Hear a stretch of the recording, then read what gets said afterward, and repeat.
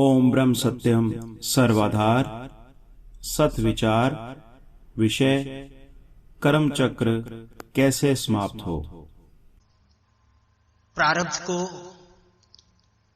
कोई भी शक्ति बदल नहीं सकती। ये भिखारिन के पेट से जन्मा बच्चा ये तो जन्म से भिखारी हो गया। जिस सेठानी के पेट से जन्मा हुआ बच्चा ये तो जन्म से ही सेठ हो गया। ये कुत्ता जो गधड़ के ऊपर पड़ा है, गर्दन पर चोट खाए हुए, कीड़े पड़े हुए हैं, इसको ये भी कुत्ता है। और एक सड़क के ऊपर खड़ी एसी गाड़ी के अंदर मेम साहब की गोदी में जो कुत्ता बैठा है वो भी वही है।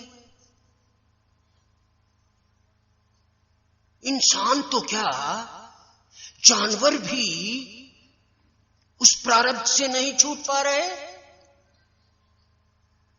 ये दर्शक क्यों अपने पुत्र मोह में प्राणों का परित्याग कर रहा है? ये भीष्म पितामह क्यों शरशैया पर पड़ा है? ये रावण कुंभकर्ण ये तो विष्णु लोक में द्वारपाल जय और विजय थे, ये यहां कैसे आ गए? इन सभी प्रश्नों का उत्तर मुझे खोजना है। अरे ये सेठ है, इसके पास पैसे की कमी नहीं, लेकिन ये खा कुछ नहीं सकता। डॉक्टर कहता है तुझे शुगर है, चीनी मत खा। हार्ट का भी पेशेंट है, वो कहता है नमक मत खा, चीनी भी खा, नमक भी ना खा तो खा क्या? पैसा किस लिए रखा है? बिल्कुल हमारे दैनिक जीवन की कहानी को आप जोड़ के देखना, समझ आना शुरू हो जाएगा कि इसके पीछे कोई और चीज है जो हमारी जीवन को चला रही है। कोई स्क्रिप्ट है जो पीछे लिखी हुई है। मैं गुरु महाराज की तालीम से बात करूंगा। इन हर प्रश्न का उत्तर अंत में जाता जाता मैं देकर जाऊंगा। हम सभी प्रारब्धवश अपने जीवन की गाड़ी को चलाए जा रहे हैं, उसका हमें पता नहीं है, उसका हमें पता नहीं है, लेकिन वो हमारे जीवन में हो रहा है। महाराज जी क्या फरमाया करते हैं? प्रेमी ये लेखा अथाह है, कई बार मिले कई बार बिछड़े। प्रेमी लेखा पूरा करो, कमी रह जाती है तभी इस दुनिया में बार बार आना पड़ता है। ये द्रौपदी की साड़ी बढ़ती जा रही है और ये कहते हैं कि लीर बांधी थी तो मेरे द्वारा किया गया छोटा सा पाप कितना बड़ा होकर के मेरे सामने आएगा, जरा ये भी तो विचार करना है। आज जब उस लीर का थान बन गए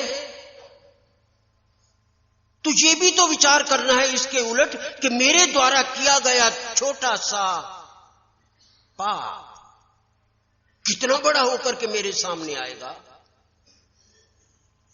महाराज जी क्या फरमाते हैं? महाराज जी फरमाते हैं, बनारसी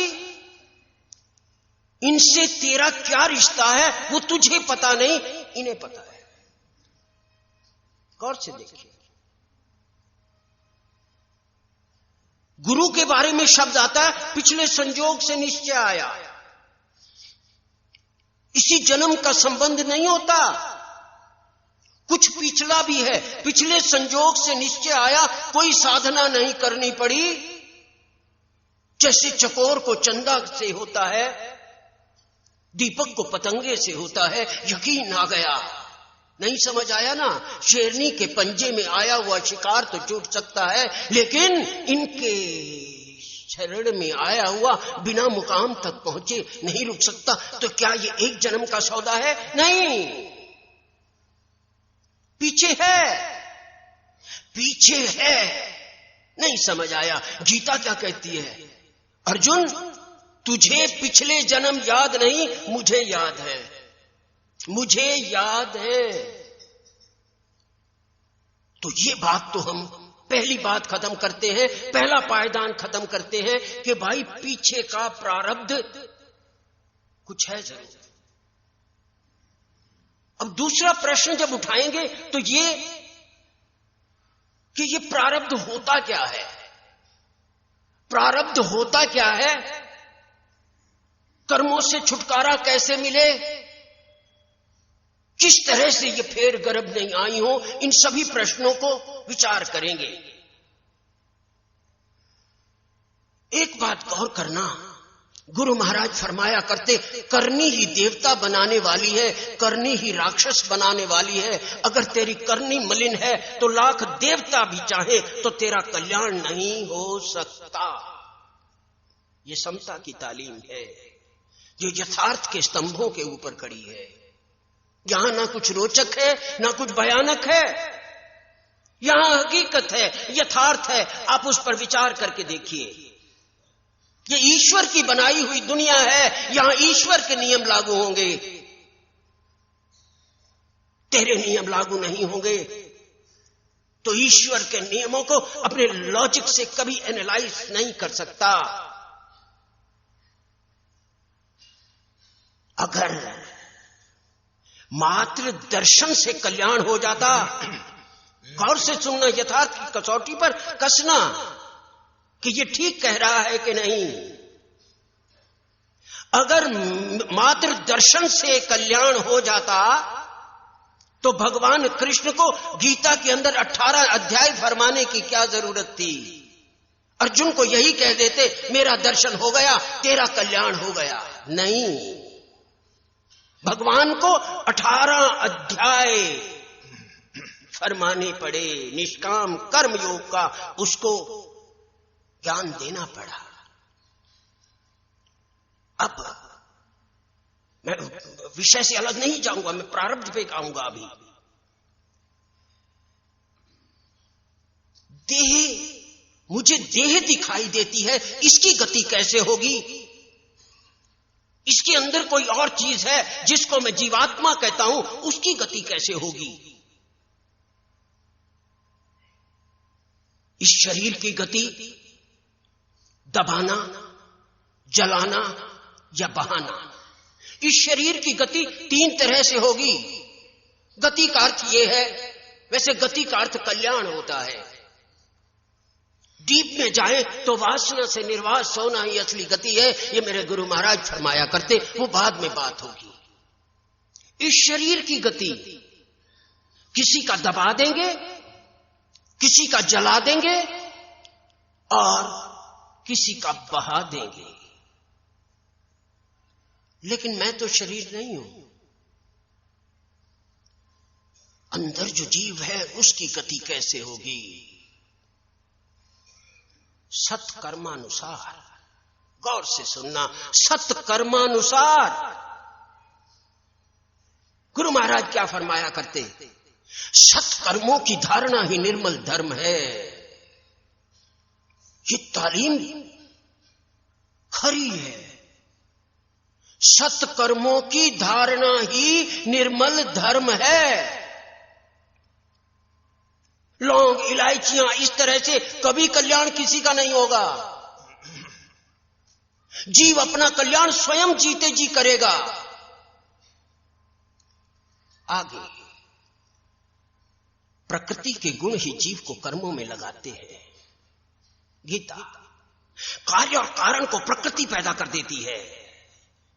14वां अध्याय, कार्य और कारण को प्रकृति पैदा कर देती है। जीव तो सुख व दुख का भोगता है।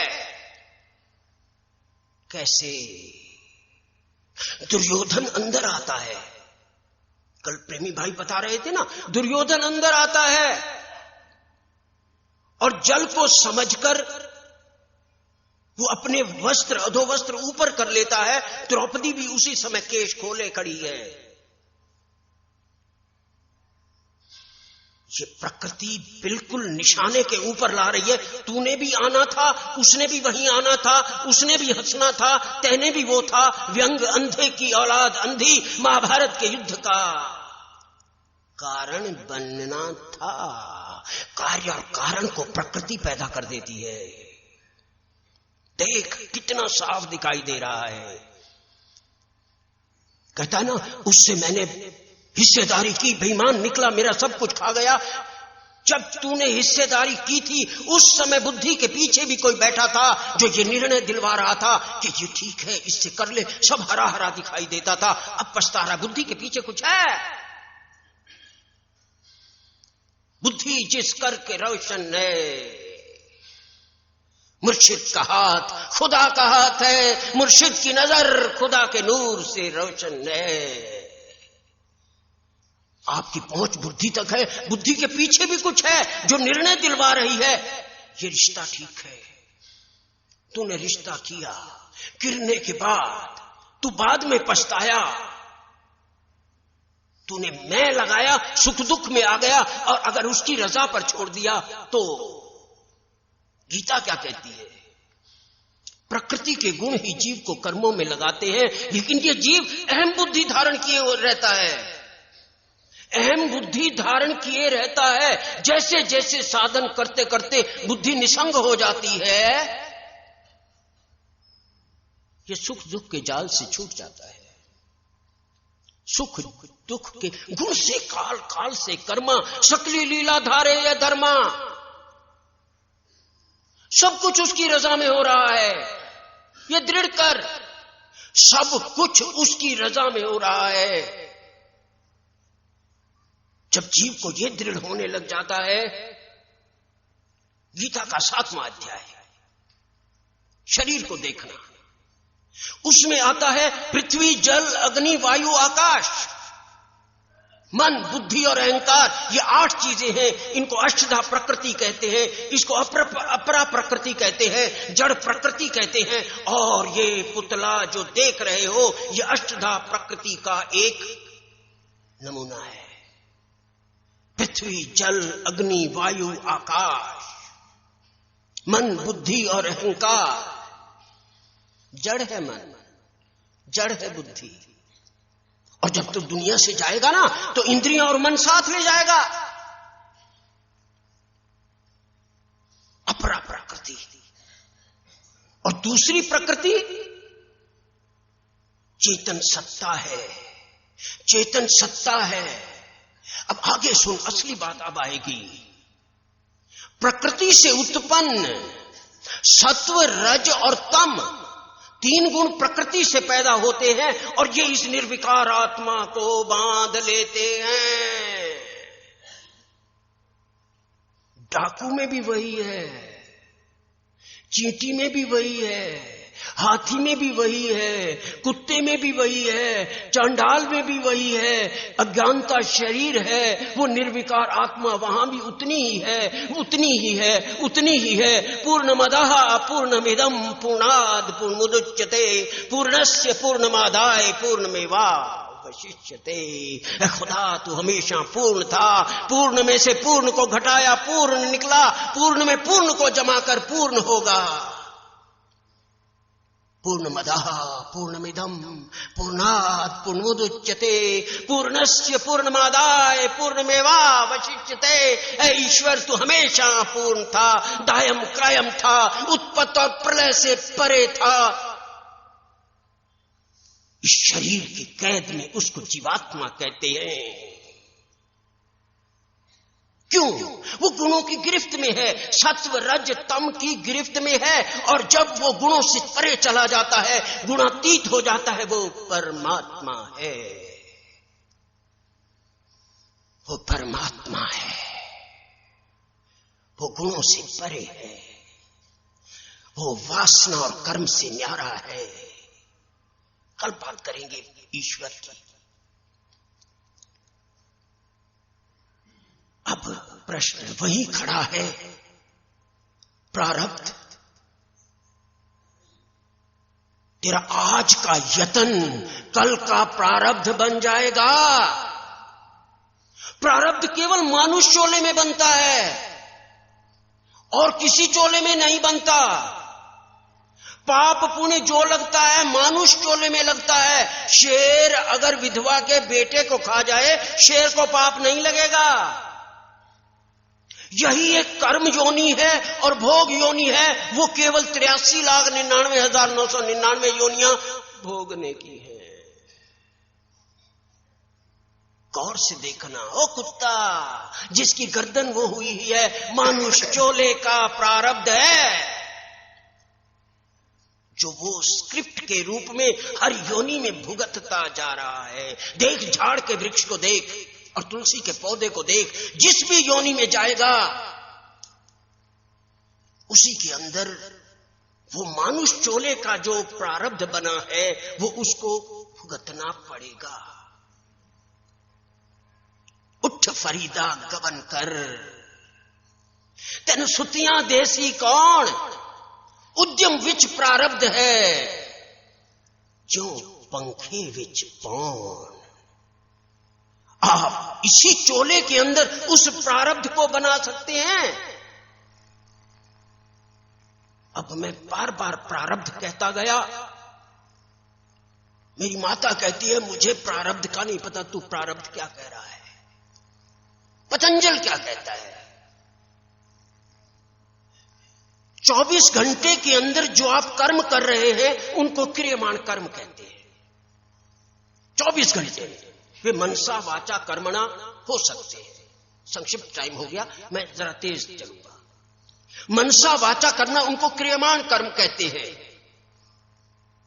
जो भी आप कर्म 24 घंटे के अंदर कर रहे हैं, आपके पास विकल्प मौजूद है। यहां मानुष चोले में आप ब्रह्म मुहूर्त में उठकर खुदा की इबादत कर सकते हैं, एक कुसंग में भी जा सकता है। जहां विकल्प है उसको विकल्प नहीं है।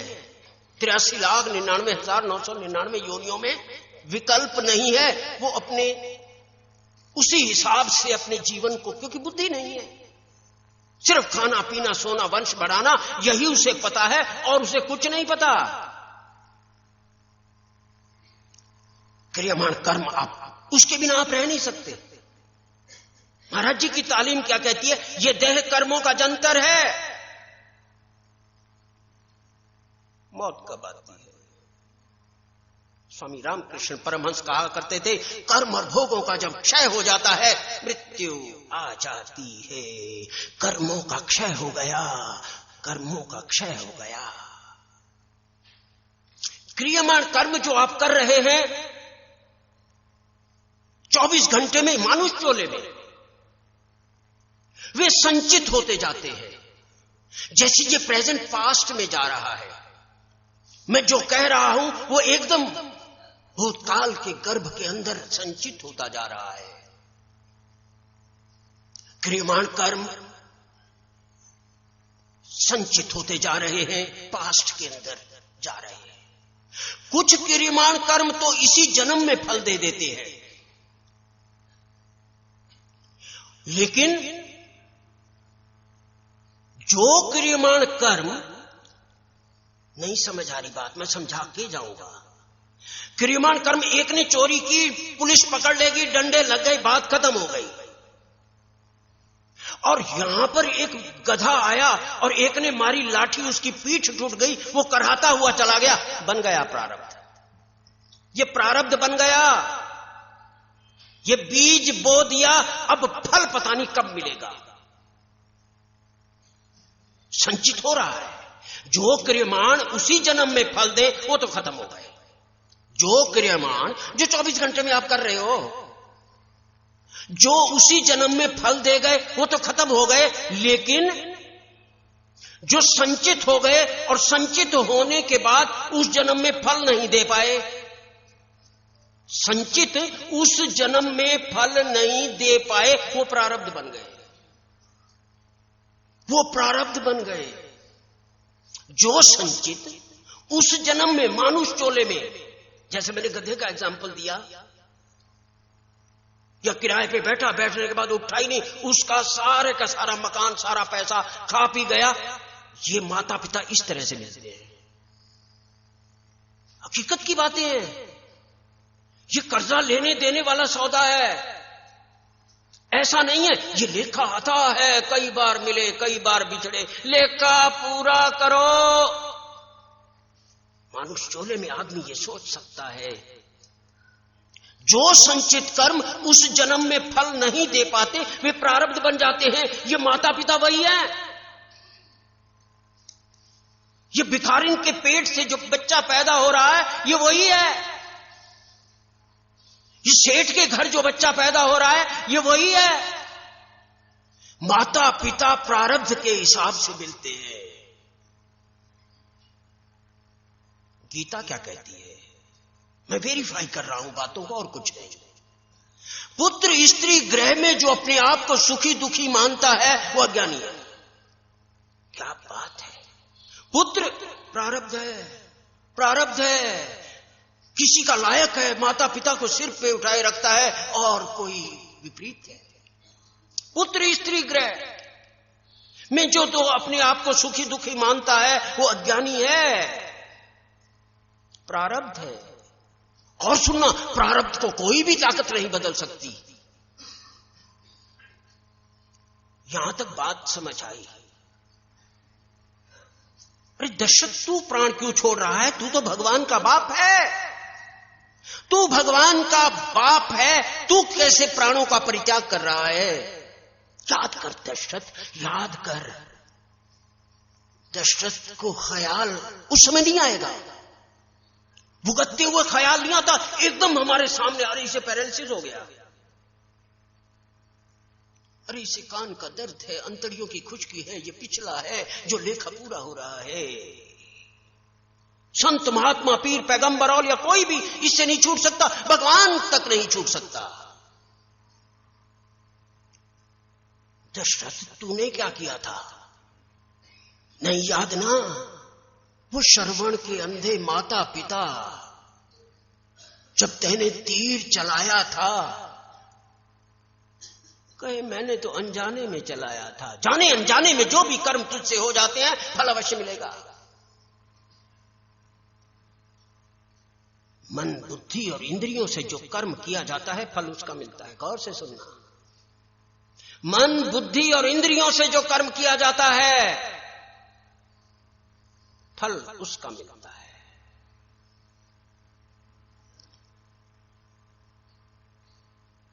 त्रेता के अंदर राम ने वृक्ष की ओट से बाली को मारा।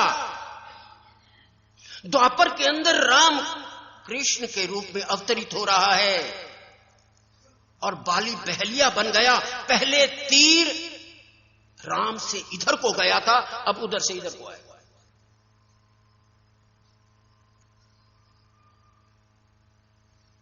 तुम कहां से आ गए रावण कुंभकर्ण? विष्णु लोक में 2 द्वारपाल थे, जय और विजय। ब्रह्मा जी के 4 मानुष पुत्र हैं। अन्य भी वर्णन आता है, सनक, सनंदन, सनातन, सनत कुमार। चारों के चारों बालपने के अंदर जब विष्णु लोक में प्रवेश करने लगे तो जय और विजय ने उन्हें अंदर प्रवेश नहीं करने दिया। उन ऋषि पुत्रों ने श्राप दिया, 3 जन्म तक तुम राक्षस कुल में जन्म लोगे। हिरण्यकश्यप वही है, हिरण्याक्ष वही है, रावण वही है, कुंभकर्ण वही है, शिशुपाल वही है, दंत वक्र वही है। देख, 2 आ रहे हैं। रावण कुंभकर्ण यही जय विजय है। समय नहीं है। हठ योग से जब वो ईश्वर को पा लेता है उसकी बुद्धि अशुद्ध रह जाती है। हठ योग से ईश्वर को तो पा लिया लेकिन बुद्धि अशुद्ध रह जाती है। नहीं समझ आया मेरी मां को। शूर्पणखा भगवान राम के दर्शन कर रही है लेकिन नाक और कान कटवा रही है। शूर्पणखा भगवान राम के दर्शन कर रही है लेकिन नाक और कान कटवा रही है। क्यों? अहंकार और वासना है अंदर। अहंकार और वासना है अंदर।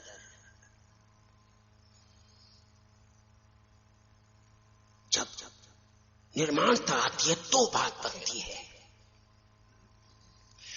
तो मैं प्रारब्ध की बात कर रहा था। माता पिता प्रारब्ध से मिलते हैं। शिरडी की सत्य कथाओं के अंदर एक बात आती है। दो भाई थे, दोनों का काम डकैती था। जंगल में खड़े हो जाते, जो वहां से गुजरता उसका पहले धन लूट लेते, फिर उसको अंधा कर देते। प्रधान कर्म और गौण कर्म, गौर से सुनना, यही हमारे जीवन की कहानी है। पैसे वाला है, चल नहीं सकता। पैसे वाला है, लड़की भी सेट नहीं, कांटे लिए बैठे हैं। उसका कारण अब समझ आ जाएगा। पतंजल योग से ले रहा हूं। दोनों भाई का प्रधान कर्म है लूटना और आंखें फोड़ना। जो भी पैसा मिला उससे अपना घर का गुजारा करने के बाद जो बचता है, गरीब बच्चों की, विधवाओं की शादी में उनकी मदद के अंदर पैसे को खर्च कर देते हैं। गौर से देख, प्रधान कर्म द्रव्य लूटना और आंखें फोड़ना, और गौण कर्म परोपकार। कथा कहती है कि जब उनका पुनर्जन्म होता है, दोनों धनवान के घर जन्म लेते हैं, लेकिन दोनों आंखों से अंधे हैं। प्रधान कर्म भी फल दे रहा है, गौण कर्म भी फल दे रहा है। प्रधान कर्म जो है उससे नहीं छूट पा रहे, आंखें फोड़ते थे, अंधे हैं। गौण कर्म दान करते थे, सेवा करते थे, अमीर हैं। जब सतोगुण प्रधान हो, ये तमोगुण प्रधान की बात कर रहा था। बादश्रवा नाम के ऋषि होते थे वैदिक युग के अंदर। उसने बड़ा भारी यज्ञ किया, लेकिन यज्ञ का तो सतोगुणी काम किया, यज्ञ किया। यज्ञ के बाद जब दान देने का समय आया तो ब्राह्मणों को वो मरियल सी गाय जो ना दूध देती थी ना किसी काम की, वो दान दे दी। और से देख, प्रधान कर्म के साथ गौण कर्म दोनों फल देते हैं। बीज दोनों का बो जाता है, पता नहीं कौन कब उगेगा, किस समय उगेगा, ये तू नहीं जानता, ये तू नहीं जानता। जब इस तरह से होता है, दोनों फल देंगे। अरे भीष्म पितामह, तू शरशैया पर क्यों पड़ा है? वो कहता है मैं योग से देखता हूं, मैं 100 जन्मों तक राजा था। भगवान कृष्ण कहते हैं उससे पिछले वाला देख। जब तूने एक सर्प को झाड़ी के ऊपर फेंका था, जो उसके शरीर के अंदर कांटे छुपे थे, ले सूद समेत वे शूल बन गए। सूद समेत चुकाना होता है। लीर का थान बन गया, ताड़ी बजा दी, लेकिन तेरा पाप देख तेरे सामने आएगा, तेरे सामने आएगा। एक सारी बातें वही हैं, भगवान राम की है, भगवान कृष्ण की है, सबकी वो बातें हैं। क्योंकि समय 5 मिनट है, मैं अपनी बात खत्म कर जाऊं। भाई छुटकारा कैसे मिलेगा? फिर कर्म के बिना मैं छूट नहीं सकता। तो प्रारब्ध तो हमेशा बना रहेगा। फिर ये महाराज जी जो फरमाते हैं मंगल सदगुरु भेंट से फेर गर्भ नहीं आई, ये इसका क्या होगा? मेरे गुरु महाराज जी क्यों गलत फरमा रहे हैं क्या? नहीं, प्रारब्ध से कैसे छुटकारा मिले? गीता का 4था अध्याय, श्लोक नंबर 25, 26, 27, 28, 29, 30। संचित कर्म जो है ना, ये प्रारब्ध बनते हैं। क्रियमाण कर्म जो फल नहीं दे पाए, वो संचित हो गए और वो त्रिकुटी के अंदर जमा होते हैं। अब गौर करना, बहुत गहरी बात आएगी। क्रियमाण कर्म जो फल दे गए, वो तो जान छूट गई। और जो क्रियमाण संचित हो गए, अब हमारे संचित हुए पड़े हैं, इसके पिछले का फल मिल रहा है, अगले संचित हो गए। और अगले संचित जो है उसको तू मानुष चोले में जला सकता है। जब बीज दग्ध हो जाए वो फिर नहीं हुआ करता। बीज दग्ध हो जाए, एक बीज को ले लो और उसे जला दो, जलाने के बाद उसे 10 बार बोलो नहीं उगेगा। वैसे बीज है, उसे उल्टा सुल्टा वो जरूर उगेगा। बीज को जलाना है, संचित कर्म को जलाना है। उसकी क्या विधियां हैं? योग द्वारा।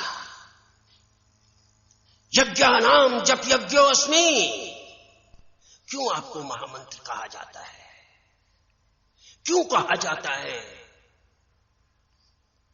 यही है, दिस इज लिविंग गॉड। मंत्र इज लिविंग गॉड। मंत्र आत्मा का स्थूल रूप है। इसको सिमरते सिमरते सिमरते सिमरते बुद्धि उसमें लय हो जाती है। अहंकार और संस्कार दग्ध हो जाते हैं। जप यज्ञ से हो सकता है।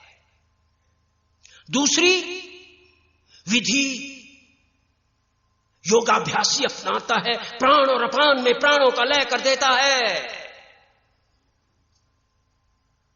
एक जप योग है, एक राजयोग है। जप योग सभी के लिए खुला है। संगत संतवाद की ये एक विशेषता है कि यहां पर महामंत्र अवतरित हुआ। वो नाद शब्दों के रूप में महाराज जी ने अनुभव किया।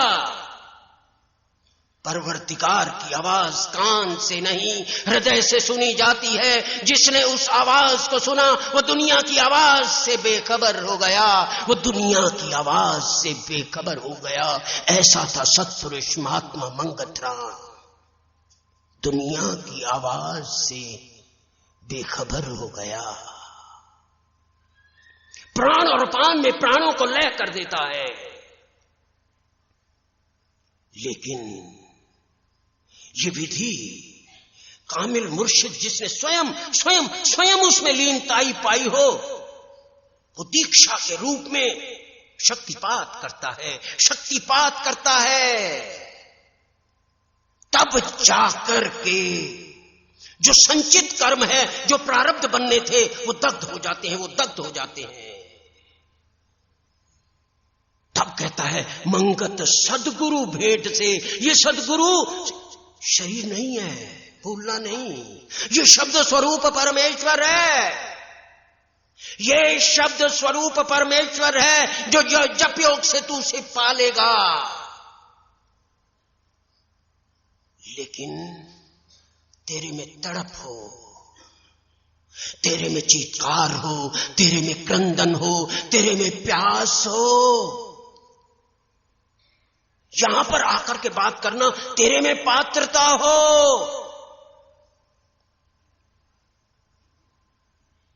तब बोलना। मंगत सदगुरु भेंट से शब्द स्वरूप परमेश्वर की अनुभवता के बाद संचित कर्म जो त्रिकुटी में संचित हो चुके थे वो दग्ध हो गए। प्रारब्ध बना ही नहीं, फिर गर्भ नहीं आई। इसीलिए नाम के सिमरन पर जोर दिया जाता है। इसीलिए नाम का सिमरन है। जहां तक एक स्थान पर आया, गौर से सुनना, जब तक तेरी हर शारीरिक क्रिया उपासना रूप न हो। अब सुन रहे हैं, समझ नहीं रहे। हर शारीरिक क्रिया उपासना रूप न हो। तेरा उपासना उपासना कहना एक छलावा है, एक झूठ है, एक फरेब है। हर शारीरिक, तेरा देखना, तेरा सुनना, तेरा बोलना, तेरा चलना उपासना रूप। वो संसार में दीवाना वार है। मैं उसको पाने के लिए आया था। वो ब्राह्मी स्थिति है जो दूसरे अध्याय के अंदर आती है। निज स्वरूप को पहचानना और उसमें रमण करते हुए जीवन यापन करना, इसको ब्राह्मी स्थिति कहते हैं, जिसके अंदर मेरे गुरु महाराज स्थित थे। निज स्वरूप को पहचानना। अर्जुन 9 दरवाजे बंद कर। देख, तू देख कहां रहा है, तू सुन क्या रहा है, तू बोल क्या रहा है। देख, 7 दरवाजे गर्दन के ऊपर ऊपर है, सारे बेलगाम जा रहे हैं। बातें तू धर्म की कर रहा है, बातें तू फेर गर्भ नहीं आई की कर रहा है। 9 दरवाजे बंद कर। मन को हृदय में धारण कर, प्राणों को मस्तक में ले जाकर ओम अक्षर का उच्चारण करता हुआ जो प्राणों का परित्याग करता है, फिर गर्भ नहीं आई, फिर गर्भ नहीं आई। ये है प्रारब्ध, जल गया, खत्म हो गया।